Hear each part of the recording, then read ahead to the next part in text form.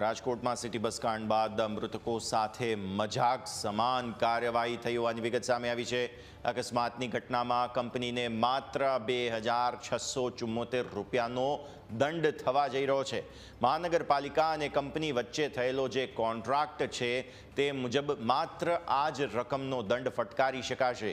અકસ્માતમાં કંપનીને 50 કિલોમીટરની ટ્રીપના દંડની જોગવાઈ કરવામાં આવી છે, ત્યારે મહાનગરપાલિકાની કંપનીને કિલોમીટર દીઠ 53 રૂપિયા 48 પૈસા ચૂકવે છે, ત્યારે સિટી બસનો કોન્ટ્રાક્ટ પીએમઆઈ કંપનીને આપવામાં આવ્યો છે। વિશ્વકર્મા અને નારાયણ નામની બે એજન્સીઓ દ્વારા સિટી બસ સેવા ચલાવવામાં આવે છે।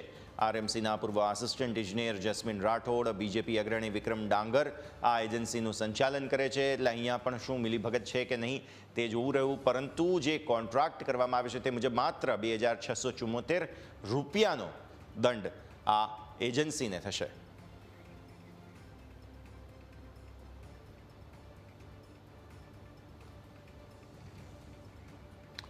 તો આપ નિહાળી રહ્યા છો જે ભયાવહ સીસીટીવી સામે આવ્યા હતા અને તે બાદ હવે આ ખબર સામે આવી છે કે માત્ર 50 કિલોમીટરની ટ્રીપનો જ દંડ આ કોન્ટ્રાક્ટરને ફટકારી શકાશે।